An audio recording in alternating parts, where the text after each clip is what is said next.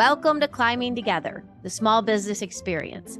I'm Beth Houtrow, founder of Climb the Small Business Book Club, and every episode I talk to a small business owner about a mistake that they've made and what they learned from the experience.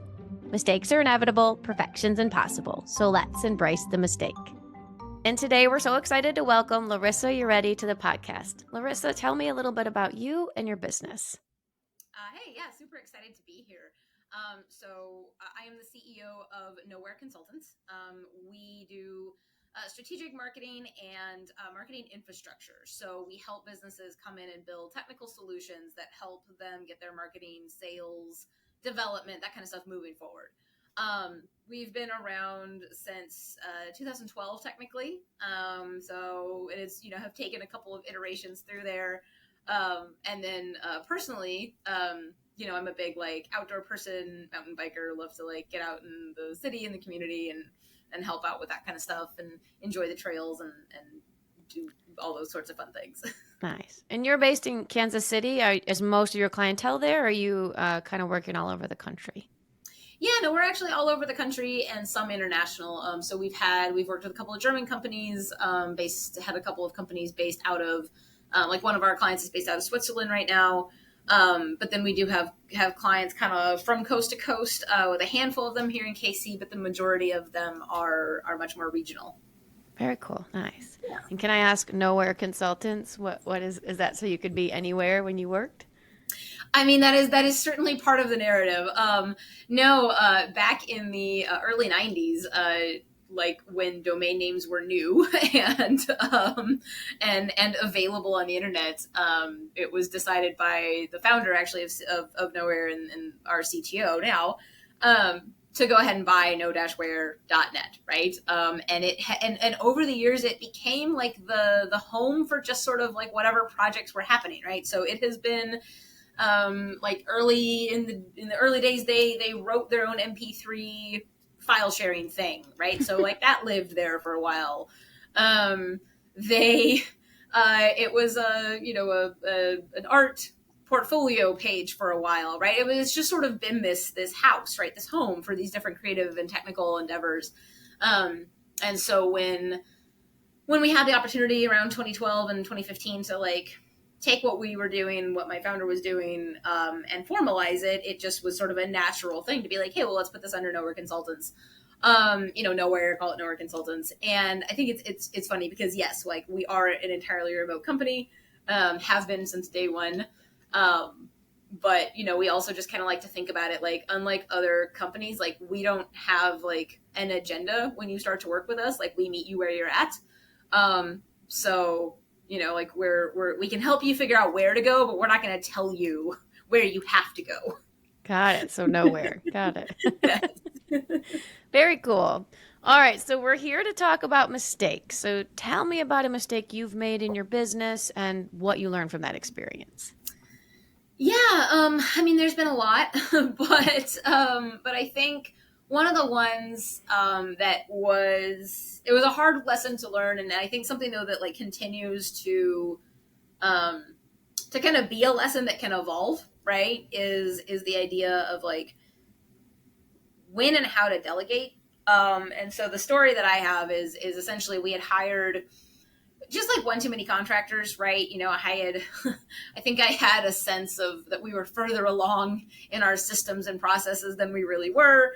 And, so I had outsourced a bunch of the work that was happening, and I thought it was all great and was definitely taking these contractors at their face value, that things were getting done, that I didn't have the sort of checks and balances in place that are really required to have the kind of autonomous team, that in my mind I had envisioned, and frankly that I had been told I was supposed to build, right? Because you're not, you're supposed to be only working on the business, you're supposed to take yourself out of these day-to-day situations. And it's well, yeah, you are. But to do that effectively, you really do need a good system of checks and balances. And so, yeah, we had just gotten a little over leveraged and over outsourced. And I believed that work was getting done. I had been told that work was getting done. I'm not a micromanager by nature. And, so I just sort of was yeah, cool. And then when I actually went to follow up on that stuff, it turns out that individual had taken a full-time job and hadn't told me. And none of the work was actually getting done. And it was just a really, really brutal awakening to be like, oh wow, like how did this happen, right? And I sort of ran the gamut of emotions. How could they, all this, and then also just realize that it was ultimately my fault, right? That I had let that happen, and that I needed to be more diligent in our systems, our documentations, our checks and balances, gating actions, right? Not letting things go over a certain period of time, and we just weren't ready for that. And I had never even like been able to conceptualize a system, that would support, sort of the level of outsource support that I was really looking for, until that moment happened and it all became really clear. Yeah, it is. It's a lot of extra work to be a manager, but even if you're outsourcing, right? I have students or clients come to me all the time. They want that 4-hour work week, the Tim Ferriss book. And I'm like, so that's not real. Let's be clear. It can be real, but like to get there, it makes a lot of assumptions, right? And I think that that's the thing, is like, all you hear is like, oh yeah, I want this 4-hour work week. I want to work 4 days a week. I'm my own boss. I can set the rules. And it's like, well, yes. And, and at some point, like you have got to put the infrastructure in place to support your own endeavors and your own independence. Yes. And I think that can feel like anathema to like a lot of small business owners, because they're like, oh, I want to break free of those systems. And it's like, well, those systems exist for a reason, and you're going to have to figure out how it works for you. Yeah. Well, I love that you said infrastructure, because that's what I tell people is, if you read the book, Tim Ferriss worked 80 hours a week to build a business with an infrastructure for years to get to the point where he had systems and people he could depend on. Yeah. Right. It didn't just happen overnight. And so, there's one myth I could bust, it is of the overnight sensation. Like the overnight success is a decade in the making. Right. Yes, absolutely. You just didn't know about them for the first 9 years and 6 months, because right? It's not interesting or sexy, right? Like no one wants to talk about that part, but like they're too busy head down grinding to tell you what they're doing. Absolutely. Yeah, I love that. All right. So is there one piece of advice that you'd like to share with entrepreneurs that's something that really affected your business and you want them to know about? Yeah, so I think going back to kind of the systems and infrastructures conversation, I think that something that we learned, again, just really early and kind of through some of our own naivete, I think, is the value of a good contract, that not only that you have and utilize, but that you enforce and that you understand. So if you hire it out, right, if you hire a lawyer or something, like take the time to invest time with that lawyer, even if it's paid, to have them explain to you like what is in your own contract, so that you know and have no question in your mind like what it is you're asking people to sign and where you are and are not covered. And I think that that's something that like it can feel really bold, right? To like, if you're a new business owner, to be like, oh, I demand that you work with me on these terms, but like I promise you that is the relationship that you want to build from day one, with any client that is worth doing business with. Absolutely. Yeah, contracts are so important, and understanding what's in the contract so that if it's broken, you know what.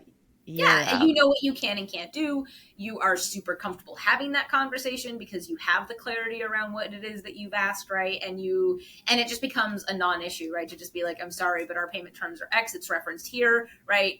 Here's the grounds under which I'm charging you late fees or interest or whatever it is, right? Like, here's the part, that talks about this, like, and you can just cite it back to them. And it turns out that like, it just takes all the emotion out of the conversation, because it really is just right there and their signatures on it. And it's really hard to argue with.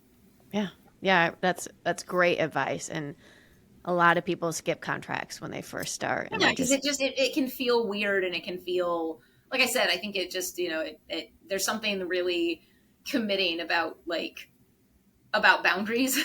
And I think like especially women in business can struggle sometimes with being like, no, like here's how, like I'm going to assert myself in this way. And yeah, just don't let anyone else talk you out of it. Like at the end of the day, like it's your liability on the line, right? Yeah, I love that. Very cool. All right. So this podcast is brought to us by Climb the Small Business Book Club, and our two tenets are continual learning and community. Yes. So talk to me. I know you have 2 books you want to share with us for your learning that you've enjoyed. I do. So one is a tried and true favorite that I come back to all the time. It's called The Accidental Creative. It's by Todd Henry, and it is just I think it technically falls under self-help, but I certainly don't look at it that way. It's just a brilliant system and way of thinking, like when your job depends on you coming up with more and more creative solutions, how you do that without burning out, and how you do that without like killing the whole part of the creativity that drove you in the first place, right? So I love that book. And then the second one is called The Road Less Stupid. And I forget the author, but the title is easy enough to find. And it basically makes the case to set aside thinking time, right? So dedicated thinking time, having a really valuable like question list, right, that you carry around with you so that you can get the space that you need to think about the bigger questions within your business. Not just sales and marketing and products, but like, you know, in one of my favorites is like, what do I need to do less of in the next 100 days to be able to accomplish what I want to do in the next 300 days, right? Like, what do I have to say no to? And like, when you put it that way, it's like, man, okay, I'm going to sit with that for a little bit, right? And I'm going to come up with a priorities list. Nice. I need to read both of those. Those would be They're great for our book club. Okay. Very nice. All right. Well, added to the list. Nice. Except for the road less stupid. Less stupid. Okay. Road less stupid. Yep. Nice. All right. And lastly, talk to me about how you've built your community, your network, the people around you who've supported you. Yeah.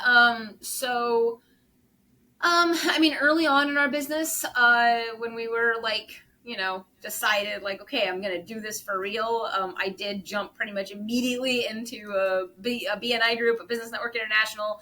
And through that, I actually ended up building like really good, strong, lasting relationships that, you know, I mean, years later, like, yes, it was sales and marketing focused, but like at the end of the day, like, you know, there's a lot of value in being put in the same room with like, you know, VPs of companies that you fit in their entire payroll, right? And being able to sit down and have lunch with them as a peer. You know, so I do credit that with a lot of our sort of initial momentum and kind of helping me like really get my feet under me. And then locally, obviously, Innovate Her KC does a great job of, you know, building community, bringing diverse folks together. And I think that's just like, it's a really great place to go and get advice and mentorship and, you know, get to connect with other thought leaders in Kansas City. And then the one that's probably been honestly the most impactful for me is there's an online group called Trends that I can't say enough good things about. The caliber of individual in the room is, you know, tends to be a slightly more sophisticated or further along business owner, and just like the value that you can provide by throwing, you know, you can throw out a question that you've asked to your peers 100 times and they just don't have the objectivity, right, that these guys do. And it's been really nice to be able to like kind of know that I have some of those folks in my back pocket to be like, I don't know, you know, even if it comes to contracts, hey, I'm being asked to sign this thing. I don't even know what this says. Like, you know, anyone in here have a specialty in this? And they're like, oh yeah. Right. And There's just a lot of goodwill gets passed around and cool ideas. And yeah, it's cool. It's a fun place. Well, I love, truthfully, the first one you said that you grew, the Business Networking International, right? The willingness as a brand new entrepreneur to just step into that space and be like, I'm here, right? I deserve a seat at this table. That's awesome, because so many people don't join groups because they're intimidated or they feel like they don't know enough. But if you put yourself in there, that's how you're going to learn, right? Trial by fire kind of thing, right? You just got to learn. Absolutely. I mean, I just didn't even know what else to do. I was like, well, I can't sit in my house all day. You know, like I'm never gonna meet anyone. I'm never gonna get to do the things I want to do if I just sit here and talk to myself and my partner and my cat and whatever, right? So like I have to do something, you know, to kind of break out of that, because I think it's really easy to get really insulated and sort of in a vacuum especially when you're first starting out. Totally. Yeah, that's awesome. All right. Well, Larissa, that's our podcast. Thanks so much for joining me today. Yeah, this was great. This podcast is brought to you by Climb the Small Business Book Club, where entrepreneurs go to learn, discuss, apply, and grow. If you enjoyed the episode, be sure to subscribe at Apple, Spotify, or Google Podcasts, or follow us on Instagram at Climb Book Club. And always remember, mistakes are inevitable, perfection's impossible. So let's embrace the mistake.